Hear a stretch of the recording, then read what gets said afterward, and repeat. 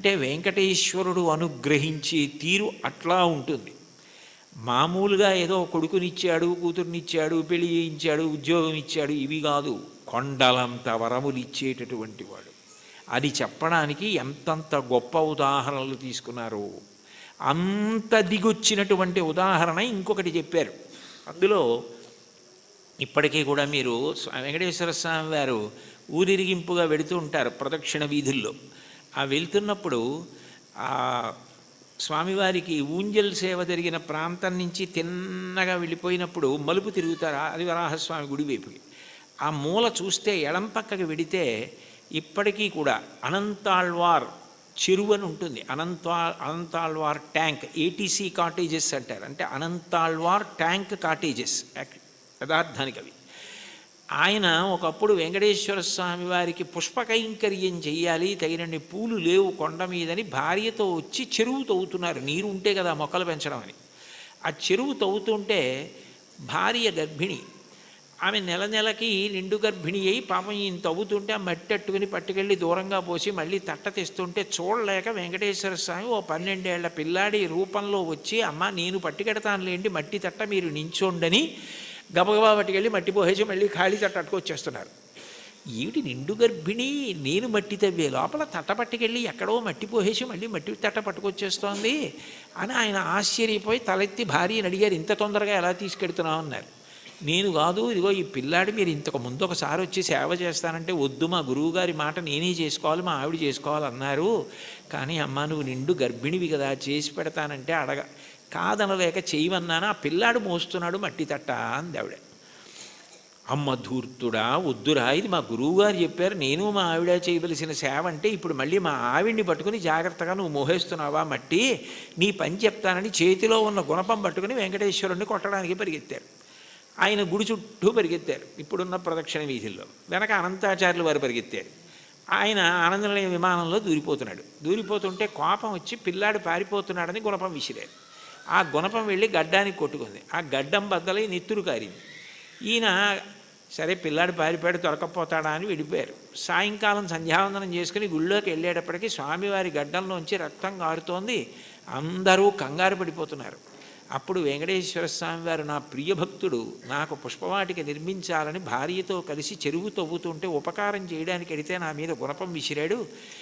ఈ గుర్తుగా ఎప్పటికీ నేను ఇక్కడ ఈ మచ్చ ఇలాగే ఉంచుకుని దాని మీద పచ్చకర్పూరం అద్దుకుంటాను అని ఇప్పటికీ వెంకటేశ్వరుడి గడ్డం మీద పచ్చకర్పూరపు మచ్చ. మనం ఇప్పటికీ వెంకటేశ్వర స్వామి వారి దర్శనానికి శంఖనిధి పద్మనిధి నీళ్లు పడుతుంటాయి. అక్కడ కాళ్ళు కడుక్కొని పెద్ద గడప దాటి కుడి చేతి వైపు గోడ మీద చూడగానే ఓ గుణపం వేలాడుతుంటుంది. గడ్డపార అని ఉంటుంది తెలుగులో, అనేక భాషల్లో రాసి ఉంటుంది. ఆ గుణపమే అనంతాచార్యులు వారు విసిరారు.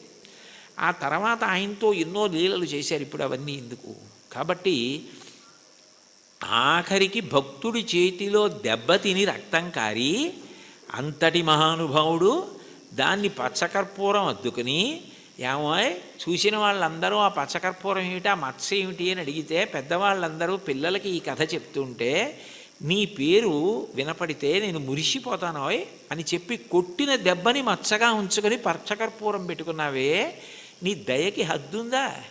బతిమాలి మట్టి మోసి గుణపం దెబ్బతిని దాన్నేమో ఒక పెద్ద గుర్తుగా ఉంచుకున్నావా? ఎంత ప్రేమైకమూర్తివయా. ఆఖరికి ఇప్పటికీ ఆయన బొగడ చెట్టు రూపంలో ఉంటారంటారు. నేను వెళ్ళినప్పుడు అప్పుడప్పుడు వెడుతూ ఉంటాను. వాళ్ళు పాపం వాళ్ళ వారసులు ఉన్నారు, ఎంతో ప్రేమగా పిలిచి నన్ను మాట్లాడుతూ ఉంటారు. కాబట్టి అనంతాచార్యుల వారిని అంత గొప్పగా అనుగ్రహించినటువంటి వాడివే నువ్వు. నీ దయకి హద్దు ఎక్కడుంది? అడిగితే వరం ఇవ్వడం కాదు, అడగకుండా కొండలంత వరాలు ఇచ్చేసావే. ఇప్పటికీ స్వామివారు ప్రత్యేకంగా అక్కడికి వెడతారు. అనంతాచార్యుల వారు ఎక్కడ చెరువు తవ్వారో, ఎక్కడ చెట్టు ఉందో అక్కడికి వెళ్ళి ఆయనకి హారతి ఇచ్చింది అనంతాచార్యుల వారికి ఆ బొగడ చెట్టుకి ఇస్తారు. ఇప్పటికీ సంవత్సరంలో ఒకరోజు ఉత్సవం జరుగుతుంది. అనంతాచార్యుల వారు గుణపం విసిరిన రోజున అంత వేగంగా ఆనందనిలయ విమానం చుట్టూ పరిగెత్తినట్టే వెళ్ళిపోయి పల్లకి లోపలికి వెళ్ళిపోతుంది. అంటే భక్తుడు కొట్టిన రోజుని ఉత్సవంగా చేసుకుని ఇప్పటికీ ఆనందనిలయం చుట్టూ అలా పరిగెడుతున్నావా? ఏమిటయా నీ దయ, అంతుందా దానికి? ఇంతటి దయామూర్తివా? అంతటి వాడివి నీ గోటి కాంతి చూడడం సాధ్యం కాదు. అక్రూరుడు అంటాడు భాగవతంలో, శూరులు తొల్లియే విభుని శోభిత పాద నక ప్రభావళించేరి భవాంధకారముల చిక్కక ఉందురు అట్టి దేవునిన్ వైరముతోడనైన పిలువన్నను పంపి శుభంబు చేసే నిష్కారణమైన ప్రేమ ఇది కంసుని పోలు సకుండు కల్గుని అంటాడు. ఆయన కాలి గోటికి ఉన్న కాంతిని చూడడం సాధ్యం కాదు, తపస్సు చేసి యుగాలు చేసిన అటువంటి వాడు కలియుగంలో ఆపాదమస్తకం చూడ్డానికి వీలుగా నకృతం దైవసంఘైశ్చ నకృతం విశ్వకర్మణ స్వేచ్ఛయా క్రీడతే తత్ర ఇచ్ఛారూపం విరాజిత అంటారు వ్యాసుల వారు. తనంత తాను ఒక రూపాన్ని పట్టి అలా నిలబడ్డాడది రాతి విగ్రహం కాదు, సాక్షాత్ శ్రీమన్నారాయణుడు. ఇన్ని వరాలు ఇస్తున్నావా, ఇన్ని పాపాలు చేసిన మాకు దర్శనమిస్తున్నావా, ఇవ్వడం కాకుండా నీ దగ్గరికి వచ్చి ఏమడిగితే అది ఇస్తున్నావా, ఏమీ అడగకుండా నీ ఎందుకు ప్రేమ పెంచుకున్న వాడికి నువ్వేమిస్తావో చెప్పడం ఎవరికి సాధ్యమయ్యా. కొండలలో ఉన్నవాడివి. శ్రీకాంతు భజించు సేవకులకు, భజించు అన్న మాటకు అర్థం మనస్సుతో ఒక సంగమును పొంది ఉండడం. భజించడం అంటే ఆయన్ని పొగుడుతూ ఉండడం, స్మరిస్తూ ఉండడం. ఏది చేస్తున్నా కూడా భగవంతుడే స్మరణలోకి వస్తాడు. ఏది చేస్తున్నా భగవంతుడు స్మరణలోకి వస్తే 2 ప్రయోజనములు సిద్ధిస్తాయి. ఒకటి, మీరు ధర్మమును విడిచిపెట్టలేరు. 2, అధర్మమును ఆచరించలేరు. కారణం, శంకరాచార్యులు వారు సౌందర్యలహరి చేస్తూ ఒక శ్లోకం చెప్తారు. అందులో అంటారు, మనిషి అనేక మాటలు మాట్లాడుతూ ఉంటాడు. ఈ మాట మాట్లాడడానికి అసలు 84 లక్షల జీవరాశులలో మాట్లాడే అదృష్టం పొందడానికి కంఠంలో స్వరపీఠిక మనిషికి పెట్టినవాడెవరు? భగవంతుడు పెట్టాడు. పెట్టినప్పుడు నేను ఏదైనా మాట మాట్లాడే ముందు నాకు భగవంతుడు ఈ స్వరపేటిక పెట్టి మాట్లాడే అవకాశం ఇచ్చాడు. ఎప్పుడో అప్పుడు ఈ శరీరం పతనం అయిపోతుంది. ఇవాళో రేపో 10 ఏళ్ల తర్వాతో 20 ఏళ్ల తర్వాతో శరీరం పడిపోకుండా ఉండదు. జాతస్య హి ధ్రువో మృత్యువు ధ్రువం జన్మమృతస్య చ. శరీరం పడిపోవాలి. పడిపోయినప్పుడు ఈశ్వరుడు ఒక ప్రశ్న వేస్తాడు, అన్ని ప్రాణులలో నువ్వు ఉత్కృష్ట ప్రాణివయ్యావు. కారణం, 2 ఇచ్చాను. 1 బుద్ధి, 2 మాట. ఈ మాటని నువ్వు ఎంత బాగా ఉపయోగించావు అని అడుగుతాడు. మాట బాగా ఉపయోగపడాలన్నా, ఏది చేస్తున్నా చేత నిగ్రహింపబడాలన్నా అది ఇచ్చినవాడు జ్ఞాపకానికి వస్తూ ఉండాలి.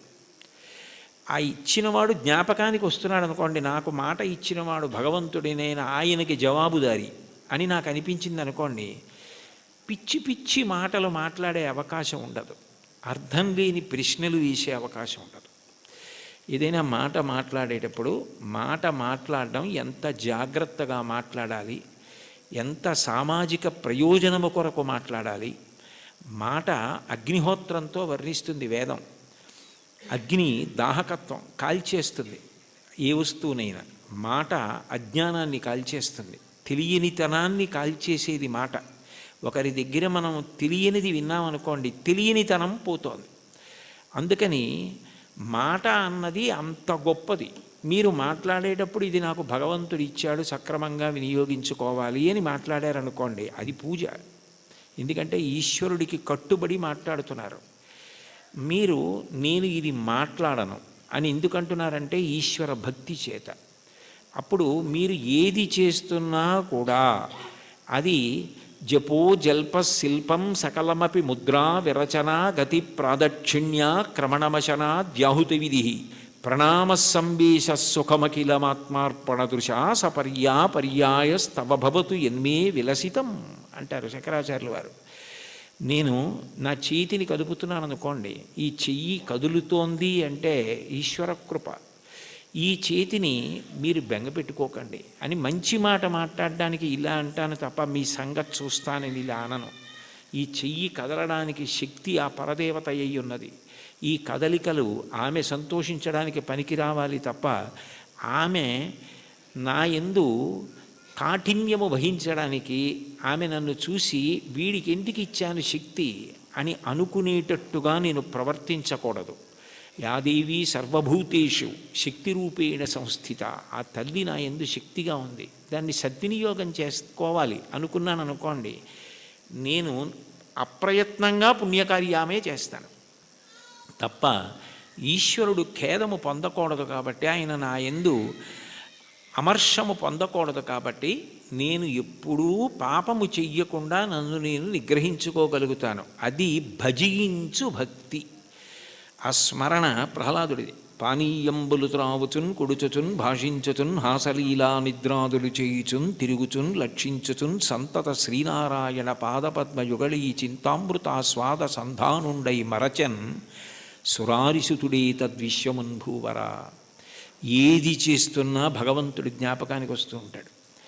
ఆయనది మహోపకారం. ఆకలేసిందనుకోండి, ఊళ్ళో అన్నీ తెలుసుకుంటున్నాను కానీ నాలో పదార్థం అయిపోయిందని నాకు తెలియదు. మంటగా వస్తే తొందరగా తింటానని క్షుత్తు భరించలేని మంటగా ఆకలి రూపంలో వచ్చి నువ్వే పంటగా భూమి మీద పండి బ్రహ్మాండంలోది పిండాండంలో పడేస్తే జీర్ణం చేసి నేను తిన్న పప్పు కూర పచ్చడి పులుసు ఇవన్నీ లోపలికి వెడితే అహం వైశ్వానరో భూత్వా ప్రాణినాం దేహమాశ్రిత ప్రాణాపాన సమాయుక్తం పచాన్యన్నం చతుర్విధం పచనం చేసి జీర్ణం చేసి పిప్పిని తెల్లవారేటప్పటికీ సంవరణీకండరములు సడలిపోయి బయటికి వెళ్ళిపోయేటట్టు అనుగ్రహించగలిగావా అని ఎప్పుడూ స్మరణ చెయ్యగలిగిన వాడికి ఎప్పుడెప్పుడు ఆయన సేవ చేద్దామా అని అనిపిస్తుంది. అప్పుడు పూజ అంటే అరగంట చేద్దామా 20 నిమిషాలు చేద్దామా అనిపించదు. నా యందు ప్రాణమై నాకిన్ని చేస్తున్న ఆ స్వామి పాదములు నేను ప్రీతితో కడగాలి అని ఆ పాదాలు కడిగేటప్పుడు అంత తాదాత్మ్యతతో కడుగుతాడు, అంత తాదాత్మ్యతతో తుడుస్తాడు. ప్రవర్తించేటప్పుడు అంత తాదాత్మ్యతతో భగవద్భక్తితో ప్రవర్తిస్తాడు. విశ్వమంతా విష్ణువుగానే చూస్తాడు. విశ్వం విష్ణుర్వషత్కారో భూత భవ్య భవత్ప్రభు అని చదవడం వేరు, విశ్వమును విష్ణువుగా చూడడం వేరు. విష్ణువును విశ్వమంతా చూసిన వాడికి విశ్వమే బంధువు, విశ్వమే ఈశ్వరుడు. అప్పుడు ఆయన ప్రవర్తన ఎలా ఉంటుంది? ఆయన దేనిని గాయపరచలేడు. కారణం ఆయనకి కనపడుతున్నది అంతా విష్ణువే. రామకృష్ణ పరమహంస దగ్గరికి వెళ్ళి ఎన్ని చెప్పినా వినడండి వాడు నారాయణుడే అని అడిగాడు వివేకానందుడు. నారాయణుడు కాడని అనకు, మూర్ఖ నారాయణుడను అన్నారు. అంటే అది భక్తి, అంతటా విష్ణువుని చూడగలగడం. అలా భజించి సేవించేటటువంటి వాళ్ళు ఎవరున్నారో వాళ్ళు తరించడానికి నిరోధించగలిగినది ఏముంటుంది అంటే అడ్డము కాగలిగినది బారుమాను అంటారు. మార్కండేయ కృతం సప్తశతి స్తోత్రంలో అర్గళా స్తోత్రం అని ఉంటుంది. అర్గళా స్తోత్రం అంటే బారుమాను నిరోధించున్నది అని. నిరోధించగలదా? ఆపగలదా? అట్లా సేవించగలిగిన వాడెవరున్నాడో, అటువంటి మనసు పొందినవాడెవరున్నాడో వాడు స్వామి యందు ఐక్యము కాకుండా ఆ భక్తియే చివరికి జ్ఞానమై మోక్ష కారణమవుతుంది. ఆయన యందు కలిసిపోతుంది. ఆ ప్రవహించిన భక్తి నది వెళ్ళి సముద్రమునందు కలిసిపోయినట్లు. భక్తికి చరమాంకం ఏమిటంటే ఈశ్వరుణ్ణి చేరిపోవడమే. దానికి ప్రతిబంధకాలు ఉంటాయి కానీ అడ్డలేవు. శంకరాచార్యులు వారు శివానంద లహరిలో ఒక అద్భుతమైన శ్లోకం చెప్తారు. అందులో అంటారు, అంకోలం నిజబీజ సంతతి రయస్కాంతోఫలం సూచిక సాధ్వీ నైజ విభుం లతాక్షితిరుహం సింధు సరిద్వల్లభం ప్రాప్నోతీహ యథా తథా పశుపతే పాదారవిందద్వయం చేతో వృత్తిరుపేత్య తిష్టతి సదా సా భక్తిరిత్యుచ్యతే అంటారు. నది సముద్రాన్ని చేరుకోవడానికి బయలుదేరుతుంది. ఎవరు దారి చూపిస్తారు? ఓ నది ఇలా వెళ్ళు సముద్రం వస్తుందని చెప్తారా? చెప్పరు. నది వెళ్ళిపోతూ ఉంటుంది. వెళ్ళిపోతున్నప్పుడు ఏ చంద్రశేఖరేంద్ర సరస్వతి మహాస్వామి వంటి మహాపురుషులో స్నానం చేస్తారు. అంతటి మహానుభావుడు ఇక్కడ స్నానం చేశాడని నది ఆగదు. ఒక ధూర్తుడు మూత్ర విసర్జన చేస్తాడు, అవమానమని బెంగపెట్టుకోదు. ఒక ముళ్ళ కంప వీపు చీరుతుంది, బొడ్డు నుంచి వంగి బాధపడదు. ఒక చోట బొగడపూల చెట్టు పువ్వులు రాలుస్తుంది, పొంగిపోదు. మానవమానములు దాటి సముద్రమును చేరడమే తన పరమ ప్రయోజనంగా తాను వెళ్ళిపోతుంది. కుంతీదేవి కృష్ణుని అడుగుతుంది భాగవతంలో, యాదవులందు పాండుసుతులందు నాకు మోహ విచ్ఛేదము చెయ్యుమయ్య ఘనసింధువు చేరిడి గంగభంగి నీపాద సరోజ చింతనముపై